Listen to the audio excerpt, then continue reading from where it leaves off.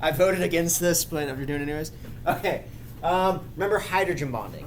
Okay. So hydrogen bonding, you get the partial positive on the hydrogen, and that's going to then be attracted to the partial negative on a nearby oxygen of another water molecule. The partial positives and negatives, they come from the fact that an oxygen to hydrogen bond is a polar bond. Remember, in a polar bond, the electrons are not shared equally.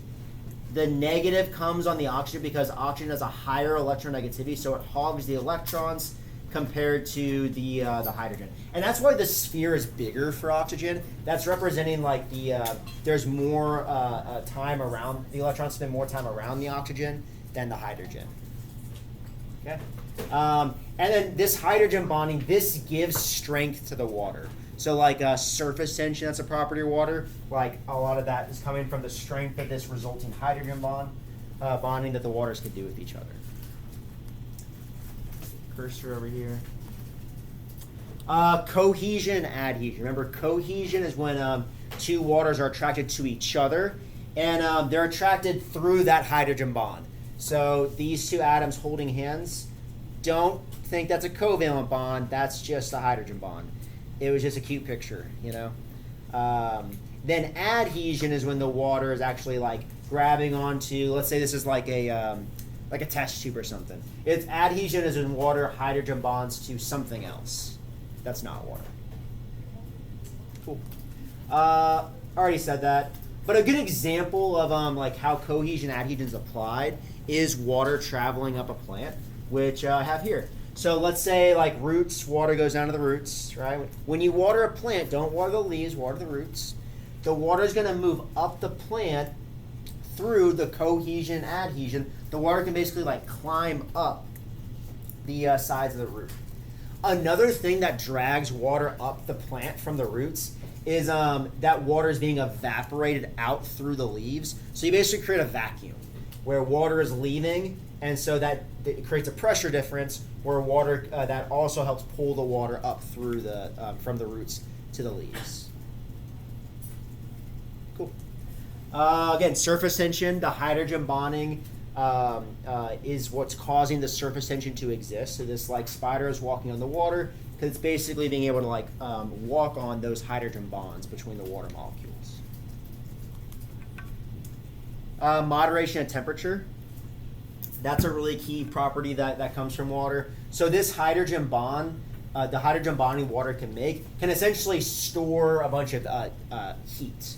So that's why, like, when it's really hot outside, the pool water is colder, right? Because a lot of that heat isn't just purely going to move the water molecules. Some of that movement that the molecules would be normally having gets, like, basically blocked from the hydrogen bonding forming. So, any town that lives, like, that's near, like, a body of water is going to have a more moderate climate. So not as hot, not as cold. Schmider's specific heat. So when we say water doesn't change temperature that much, we're going to measure that like quantitatively. We're talking about the specific heat. Specific heat is for every 1 gram of water, how much energy measured in joules, would it take to raise that water by 1 degree Celsius?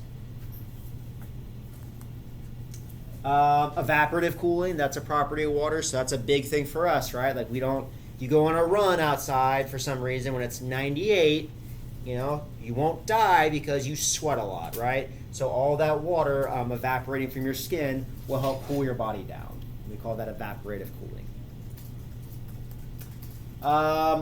Key property of water is that when water is a solid, most things when they're solids, they're more dense. Water is an exception. When water is a solid, it's actually less dense, because the hydrogen bonds between the water molecules gets locked into place, which creates all these kind of air pockets that will then allow the water to float. And that's why, you have like a shrimp that can exist in really cold climates where it's, the water's frozen. Water is good at dissolving things. It's the universal solvent. A couple words that you're going to see in your test. I should have mentioned it, but just to be clear, soluble and insoluble. So things that are soluble, they dissolve in water. Insoluble, they don't. Okay? So if I said, hey, lipids are insoluble, that means lipids don't dissolve in water, right? Whereas proteins or salt crystals are soluble, they do dissolve in water. In the case of salt dissolving in water, what happens is for anything soluble, what's happening is the partial negative that's on the oxygen can line up with the partial, or in some cases the actual positive of, say, the sodium in this example, and the hydrogens, the partial positive of the hydrogen, can line up with the actual negative or the partial negative on the molecule. Okay. If you got questions, just stop me. Otherwise, I'm gonna keep going. So that's 2.5. So looking at 3.1, I really need you to understand and know that carbon can form 4 bonds. Okay, it can bond with 4 things.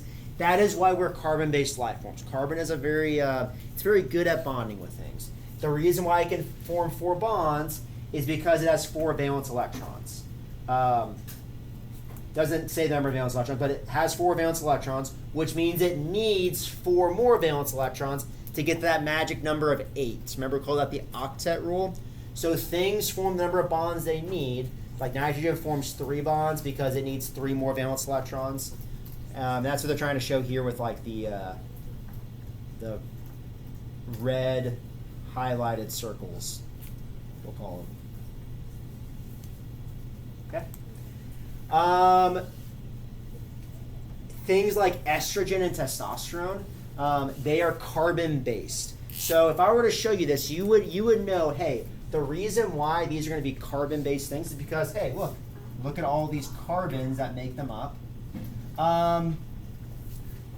Question for you: which biomolecule would estradiol and testosterone fall into? Steroids, but steroids are part of, let me give you your 4 options: nucleic acids, lipids, proteins, carbohydrates. Which of those 4?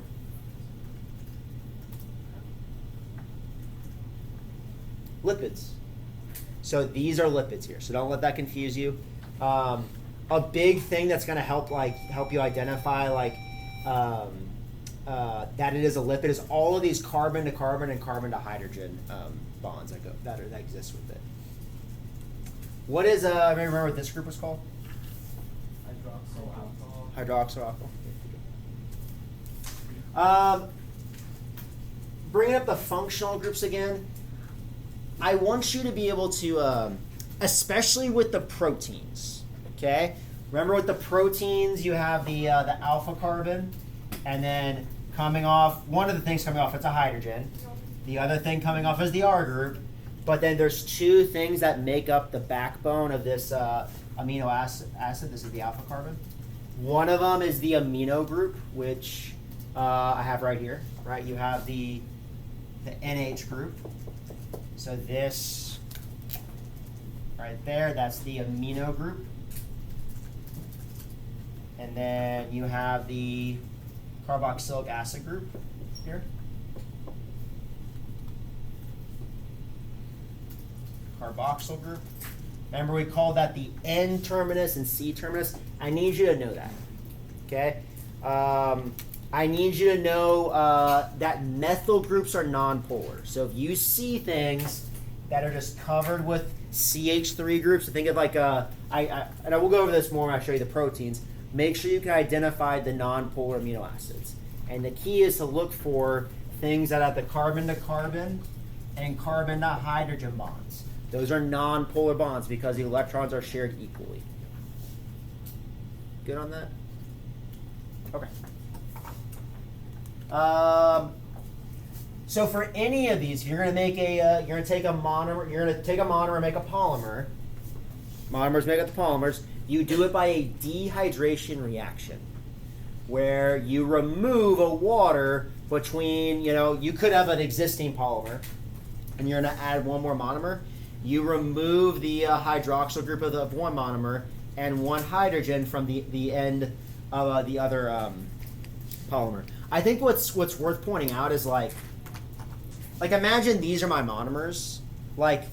there's differences in the ends, right? Like you have a hydrogen here and an OH there, kind of like with these markers. So if I attach the markers, like the cap end would be the OH, or the cap end, the non-cap end would be the OH, and then the cap end would be the H.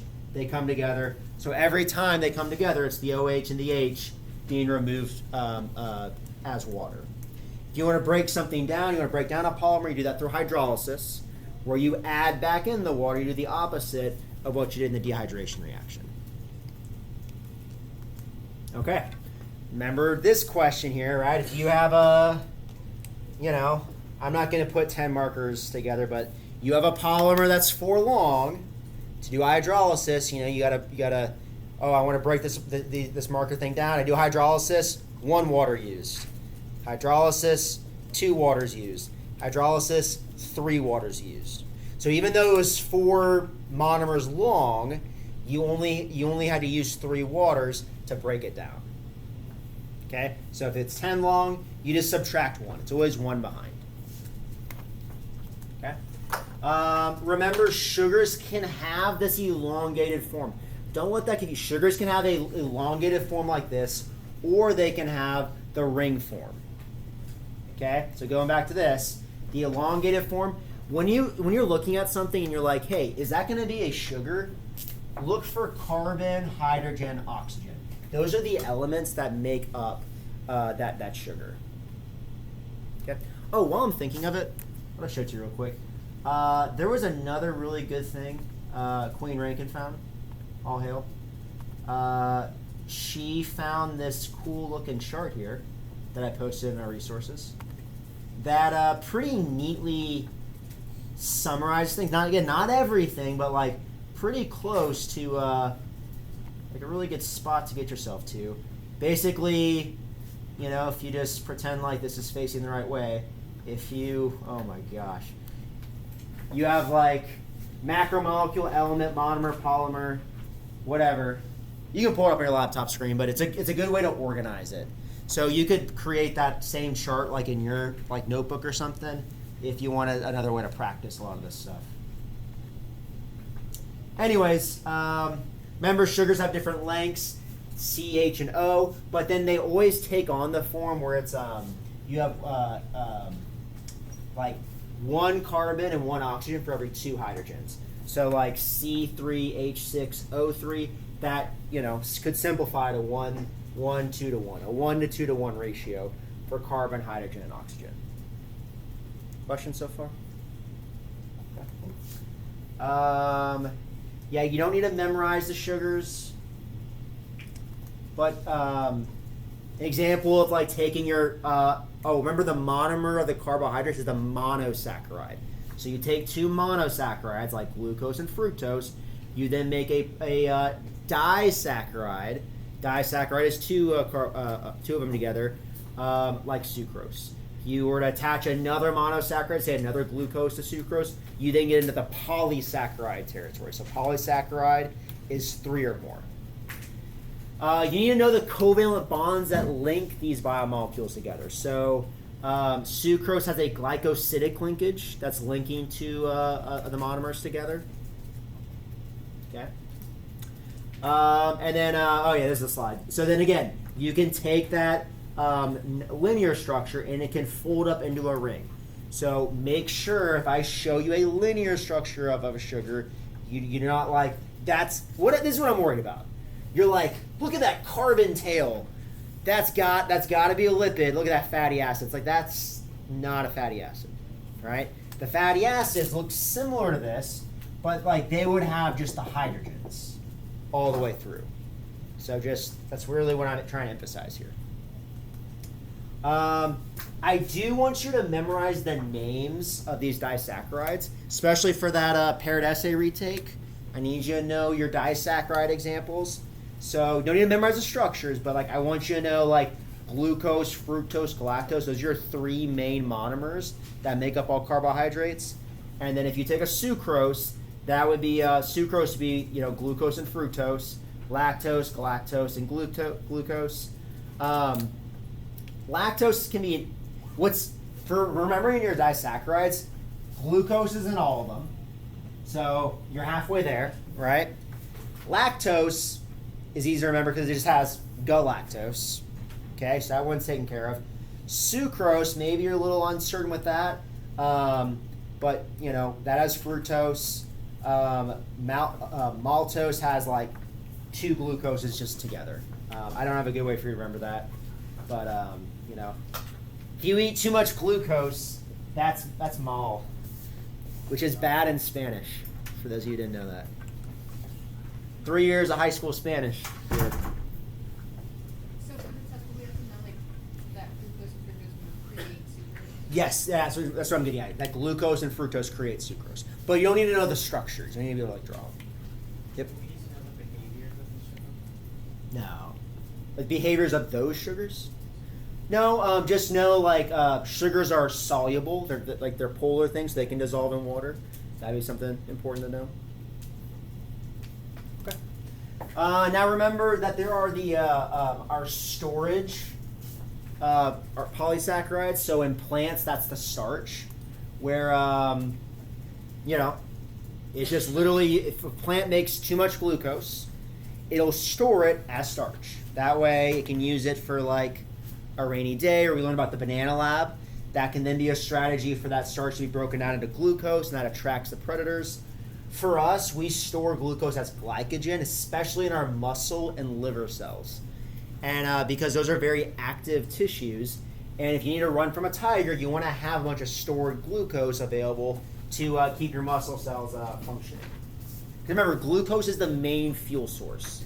When we talk about cellular respiration, mitochondria's powerhouse of the cell, what we're talking about is the fact that you have you need glucose to run that system. And then there's structural polysaccharides. So in plants, that would be cellulose. Remember, plants don't have a skeleton like us, so they're gonna have these cellulose fibers that make up their cell walls, and that's part. And these cellulose fibers have hydrogen bonding between them. That's gonna give them a lot of structure and strength. Oh yeah, I forgot to mention this. Remember, who can answer that for me? Starch and glycogen, why are they branched? What's the benefit of that? Isn't it so it can like release glucose quicker? Yes, right. Having more of those branching points gives more surface area to break it down quicker. Whereas in your structural polysaccharides, why would they not want the branching? Yeah. They're strong. So it's stronger? Yeah. Yes. What makes it stronger, though? They like long fibers, so it's hard to Yes, a little more detail though. Like what is like when they're closer to each other, but what can happen more if they're going to be like in more contact with each other? Yeah. Hydrogen bonding. So by them being able to lie like completely on top of each other, you're maximizing the surface area for hydrogen bonding. So in the storage polysaccharides, you maximize surface area to break them apart. In the structural polysaccharides, you're maximizing the surface area for hydrogen bonding. Now there's just more space for them to be like sandwiched together. Okay. Fiber. So cellulose is like the origin of like your insoluble fiber because we don't have. Remember our enzymes. Well, let me back up. There was alpha and beta glucose. Alpha was whenever you have like all of the glucose monomers, all of the hydroxyl groups are pointing down like this. Whereas in the beta glucose ones, you now have this situation where they're on opposite sides, they're like trans to each other. And so that makes the glycosidic linkage point upwards instead of it'll go up, down instead of just always being down. So our enzymes just can't recognize these up ones, and so that prevents you from being able to break down the cellulose all the way into the glucose. I hope that makes sense. Basically, cellulose, just the linkages are in a different direction. We can't break them down to get the glucose. So then that just is the fiber. That's why, when you eat corn, things get weird. So, structural polysaccharides. Not chitin, chitin. Okay? chitin is structural polysaccharide in a lot of your arthropods. So that's why insects have that crunchiness to them. Not like food-wise, but like if you like step on a bug. I mean, I guess you could eat bugs. People do that, you know. I hear it's really not that bad, actually. It's. I don't know what that slide's there. We already talked about that. Yeah. What part of the structure, chemically-wise, can you say that makes the sugar polar? Oh, if we go back, it would be the hydroxyl groups, the OHs. It's a good question. Yeah. Yeah, very good question. Because, yeah, the OHs, that is a polar bond. Whereas, like, you know, if you have, like, this carbon-to-carbon bond there, that's a non-polar bond. So, yeah, you see those OH groups, that's a sign, hey, that thing's going to be polar. Even if there's just an oxygen, would that be polar? Like, just one single oxygen? Yeah. Well, what you have to remember is, like, polar and non-polar, it's kind of on a spectrum. So it can be a little arbitrary when we say, like, hey, that's non-polar or polar. So technically, if you have, like, one OH in a molecule, you could say, hey, that's going to be polar at, like, that spot. But, like, if you're asking, like, is that specific oxygen going to make it polar? Probably not substantially. Like, when you have an oxygen bond like that compared to an OH group, it isn't nearly as, like, polar. The electrons aren't as free to, like be attracted to something else. Okay. Did I just put these same slides in there again?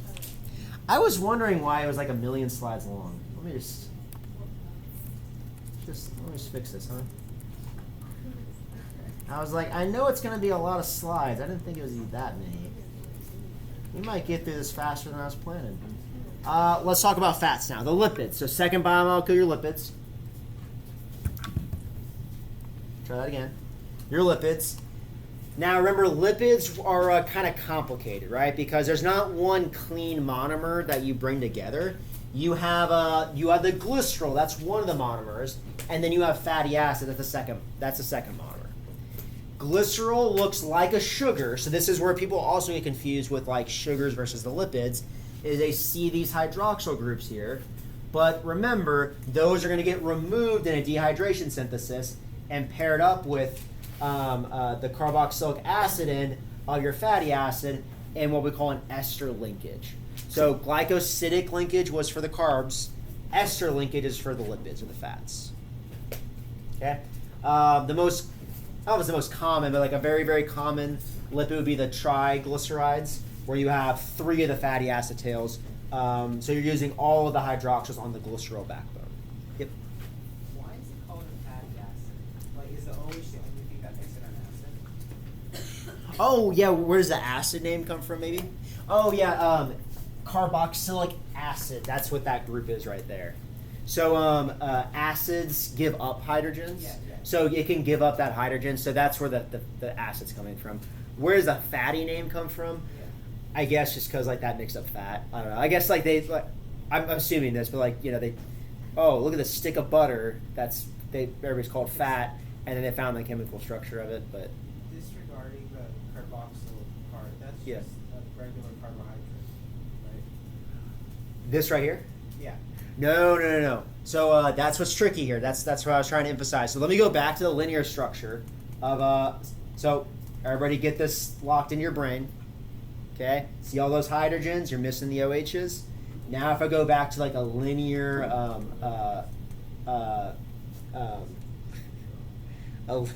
sugar, see all the OHs now? So that's the key. It's not all, yes, there's hydrogens here, but you have all these alcohols, like the OHs here. And then, yeah, that can confuse people too. Now, this is an aldehyde. That's not a carboxylic acid group because there's no OH. If there's an OH, now it's carboxylic acid. But if there's not, that is what we call the ketone, the carbonyl group. Is that helping? Yeah. A little bit. Okay. All right, so getting back to fats, that's really all there is to say about that. Now remember, fats can be solid and they can be liquid. The ones that are going to be solid at room temperature, like your stick of butter, those are your saturated fats. what makes them solids is because there are no double bonds. So because there's no double bonds, these fatty acid tails can really pack together very tightly, and things that are packed tightly together, we call those solids in chemistry, right? They appear solid. Whereas the unsaturated fatty acids, you then get the double bonds.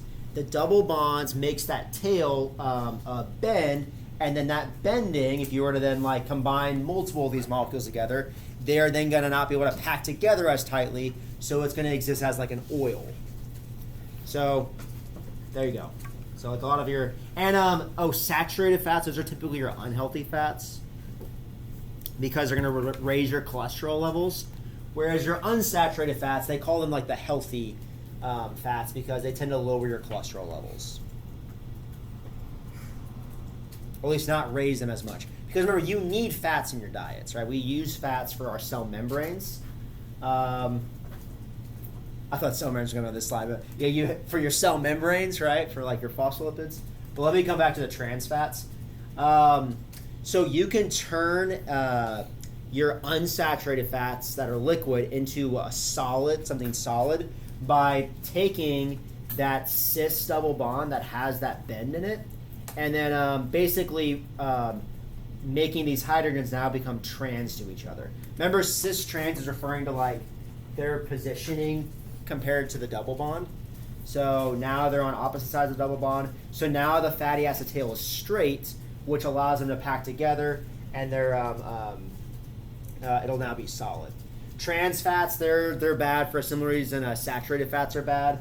They're gonna raise LDL. Remember, that was the unhealthy cholesterol. Low density lipoprotein. HDL is what you want more of. LDL, if you have high LDL, that typically leads to like the plaque starting to form in your arteries. Okay. And then our phospholipids. So another key thing and a big reason why you need your fats is to make your cell membranes. Cells are basically just like fat bubbles surrounded by these lipids, where lipids are made of, you got your fatty acid tails here. Here's your glycerol, right? Glycerol is 3 carbons. 2 of those carbons have fatty acid tails. Some of the fatty acid tails can have the double bond, some don't. And then attached to that third carbon, if it was a triglyceride, that third carbon had another fatty acid tail. But for the phospholipids, what's different is attached to the third carbon is a phosphate group. And then sometimes they attach to choline, but not always. Why the phosphate group is important is because the phosphate group is charged. Because it's charged, that allows the ending part of the phospholipid to be hydrophilic, meaning it's soluble, it can dissolve in water. So that's why you have the hydrophilic heads pointing outside and inside the cell, and the hydrophobic tails are going to be pointing on the outside towards each other. Okay. Don't forget about steroids and cholesterol. Steroids are the ring structures here, and cholesterol is an example of a steroid.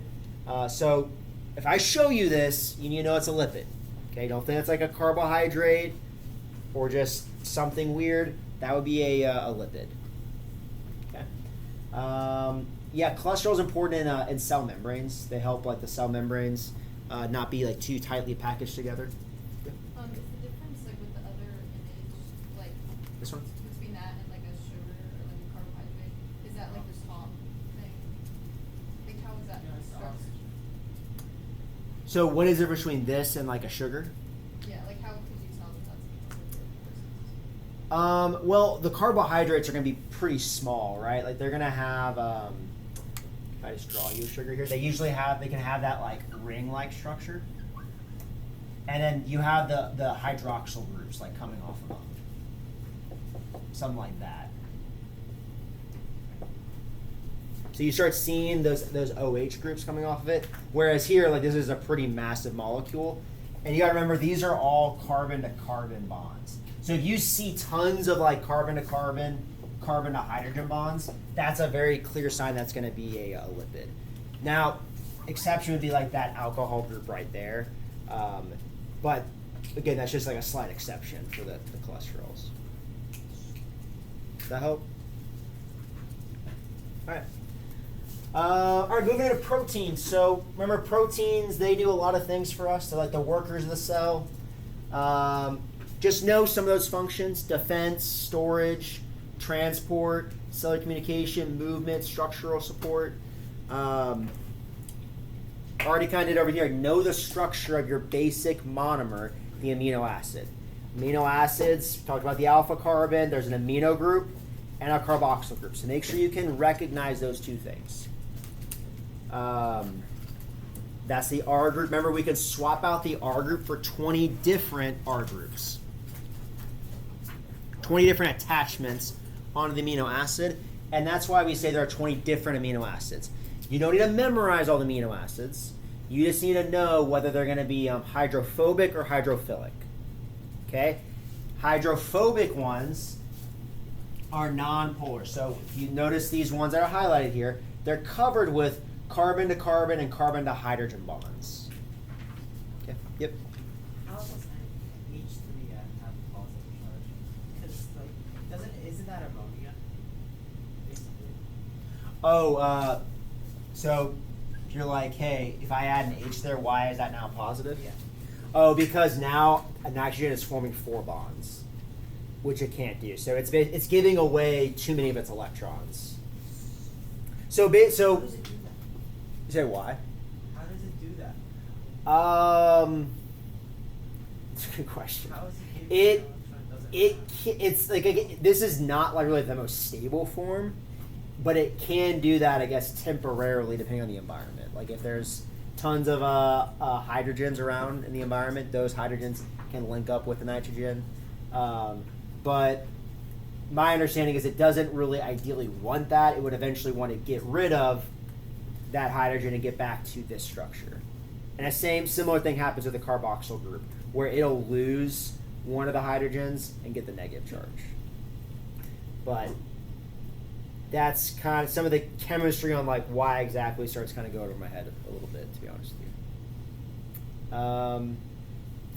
Oh yeah, a thing that I really don't feel like I emphasize as well is like knowing the elements that make these things up. So like carbon, hydrogen, oxygen, those are going to be the elements you're going to find in your carbs and your lipids, which is why people confuse them. Whereas if you notice with proteins, because of this amino group, proteins now have the N. So I always remember notch for proteins. Think of like I don't know, like a weightlifter's belt, like weightlifters like protein or something, if that helps. So you get a lot of nitrogen in your proteins. Now there are some exceptions because yes, there are some amino acids that have sulfur in them, but we're just talking most amino acids are going to have those 4 elements. Yep. So basically, how do you say that's protein is polar or not is based on how many carbons and hydrogens you see in total, and whether or not there's like hydroxyl group. Yeah, so looking at your polar ones, like the charged ones, you would see like on that R group like a literal charge. So that's gonna be like, okay, clearly that's polar, can line up with like the charge on the like the partial charge on the water. And then these other ones that are just polar, how you know they're polar is you see the OHs, OH, OH. Now asparagine and glutamine, they're a little bit different, but you would just need to know like, hey, that's a polar. That ending there is polar. So for methionine, is that how you pronounce Oh, it? methionine. Methionine. Yeah. Does the S not like give it any polarity because it's in the middle, not at the end? Yes, because it's in the middle, not at the end. So yeah, it can be a little tricky. On your test, I wouldn't pick methionine because it's kind of not a super fair one. Like picking like isoleucine would be a good one for me to be like, hey, is this a non-polar or a polar amino acid? I think to me that's a pretty fair game because it's just carbon to carbon, carbon to hydrogens. That makes sense. Yeah. So we don't have to memorize what is polar, what is acid, what is base, what is. Yeah. So just hydrophilic. You don't need to know like is this a negative charge? Is that acidic? Like that. You know, if you keep studying biology, it's not an awful thing to start getting your mind thinking about. But I'm not going to ask you a question like that in a test. Yep. So if anything other than CH is in the end, it's polar. Anything? Say that again. Anything other than CH is at the end. then it's going to be polar. Yeah, that actually be the simplest way of saying it. So is the not highlighted part of the thymine polar? The not highlighted, this part right here. Yeah. Well, that's good. That's just part of the backbone of all amino acids. So Is that just not polar for all of them? that's actually a really good question. Like you're asking, like, is this specific part of like all amino acids that consider polar? I actually don't know. Never thought about that. I'd have to check that out for you. Sorry. Yep. So for the difference between steroids and the sugar, could you say that again structure-wise? Because the rings look the same. Like if I go back to the structure here. Yeah. Well, what's missing here is, yes, you have this one OH group here, but you don't have like all of the OHs like coming off all of the carbons there. So like get the structure kind of locked in your mind here. And if I go to an actual like sugar. So see how you have like way more OHs coming off of it. So like it's covered in the O's. So that's how you can really tell like the presence of all of those oxygens. That's gonna be a sign. Hey, that's a sugar, not a fat. Oh. Yeah. Okay. Keeping it moving. So moving past amino acids. Yeah. So if you're gonna make a polypeptide chain, that's the polymer of your proteins. You're still doing the dehydration synthesis. Where you're going to remove the water and that'll link them together. Remember, there's always an N end and a C end. Okay? Make sure, again, you know like which side chains are polar and non-polar. The different structures. So proteins have the 4 structures. Primary structure is what they call beads on a string. So you just keep lining up monomers together, all these amino acids lined up together. That would then make the longer polypeptide. Okay, where you see the N end and then the C end. Going back to your question. So like, I think a big part of that question is you got to remember like when you're making a protein, all of those like, if I go back to this, these here, they're all kind of locked together in that like that chain there. So you really only have that one truly free amino and a truly free carboxylin. And so those ends, I guess they would point outwards on the protein and like interact with the water. If that helps. Anyways, yeah. All right, then the secondary structure. So once this chain starts to fold in on itself, it takes on 2 different structures. There's the helix, where you can have an alpha helix and a beta helix, depending on how it twists. Alpha helix, you have the hydrogen bonding, and beta sheets, they have the hydrogen bonding. So when you think of the secondary structure, think hydrogen bonds.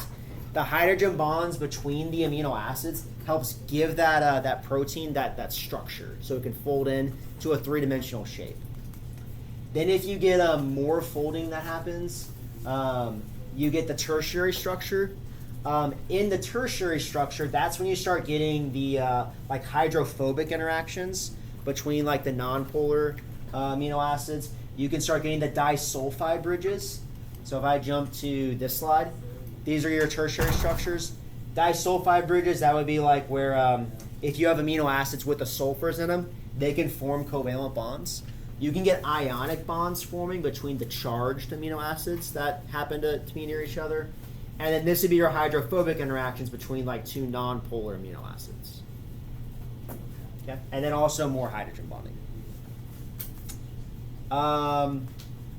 Okay, then not all, let's keep this in mind, not all proteins have the quaternary structure.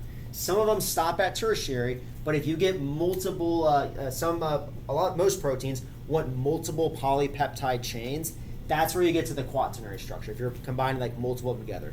Hemoglobin's what we talked about, that's what carries oxygen. You'd have like 4 of those chains coming together. Don't forget that getting into DNA now. So the last biomolecule is going to be your DNA. Remember, DNA codes for proteins. So proteins, the information for proteins comes from DNA. DNA is organized into genes. One gene would code for one protein. RNA plays a massive role. Like the key role of RNA in the cell is making proteins. Make sure you know that. Key role of RNA is to make proteins. So you're gonna make a copy of the RNA from your DNA, take that RNA, send it to the cytoplasm, use the ribosome. Ribosomes, basically, they call it translation. They translate the messenger RNA into the code of amino acids and link them together for the polypeptide. Okay. Remember the parts of DNA, right? So you got the nucleotide. Nucleotides are the monomers of your nucleic acids, like a Tide Pod. You got phosphate, your sugar, which that sugar could be deoxyribose in DNA, missing the oxygen, or ribose as an RNA where you have the oxygen. Then finally the nitrogenous base, where there's 4 of those in DNA. Adenine A, guanine G, cytosine C, and then thymine T. Remember in RNA, you swap the T with the U. Don't forget apple in the tree and car in the garage. Nice. So you always have a purine, either adenine or guanine, going with a pyrimidine, a C or a T. And if it was RNA, it would be U instead of T, so A with U. Yep. Do I have to memorize these structures for the exam? You do not need to memorize the structures of the bases, but do know that the purines are adenine and guanine. So that's what this picture is doing here, right? Aggies are pure, AG, purines. Remember, purines are double rings. I'm an Aggie, I got 2 rings. Pyrimidines are just 1 ring. Then the sugar and the phosphate, so just the sugar and phosphate of the nucleotide, that makes the backbone of DNA. So that's where you have like the covalent bond that really holds this backbone together, gives it strength. Remember that DNA has a 5' end and a 3' end. The 3' end has the hydroxyl group down there. So that's why I had 303, your favorite boy band. Anybody go and listen to 303? I honestly hope you didn't. Like, I kind of know how. Anyways, okay. Oh yeah. So we talked about how you have glycosidic linkages in carbs, ester linkages in proteins. Oh, I didn't say peptide bonds. Those link the proteins together. In your fats, it's the nucleic acids. The phosphodiester bond links them together. Okay, that's what's going to link together your DNA and your RNA. Sometimes they call them polynucleotides. This would be a polynucleotide where it's just a bunch of nucleotides lined up. And then really when we're talking about DNA, that's when we're talking about the actual helix. So if you take 2 polynucleotides and bring them together in the helix form, that's really the actual DNA, like the actual nucleic acid. Remember that DNA is anti-parallel, meaning you have the 5' and 3' end, but like anti-parallel, they're next to each other, but they run in opposite directions. Okay? Hydrogen bonding is going to hold the 2 strands together. Remember, hydrogen bonding is strong enough to keep the strands together, but weak enough that you can pull them apart. And then, don't forget that RNA plays a role in making proteins. And then RNA and DNA. RNA is single-stranded. RNA, you have the uracil instead of the T that you have in thymine, the T that you have in DNA. And then, A with U in RNA, but it's A and T for DNA. Oh, the sugar, ribonucleic acid. It's the ribose sugar in RNA. Deoxyribose is the sugar that's missing the oxygen. I think that's about everything. So again, that's like 90% something percent of your test. I mean, I'm gonna hedge a little bit, saying like, there could be some other things I didn't quite go over that are in those other notes slides, but that's really most of it. Any questions? Yeah. What percentage of the test is in the reading guide? It's gonna be what? What percentage of the test is in the reading guide? Oh, the reading guide, I mean, when I proofread your test to make sure it's covered everything, I look at the slides. The reading guide comes from the slides, so it's a portion of it should be, yeah. But like, there could be something maybe that wasn't quite mentioned in the reading guide that like was in the slides.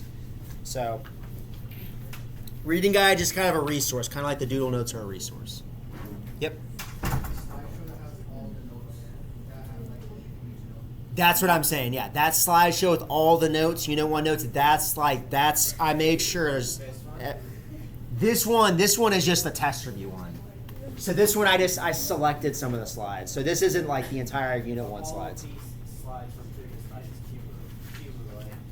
cumulative. Cumulatively would be, yeah, everything's fair game.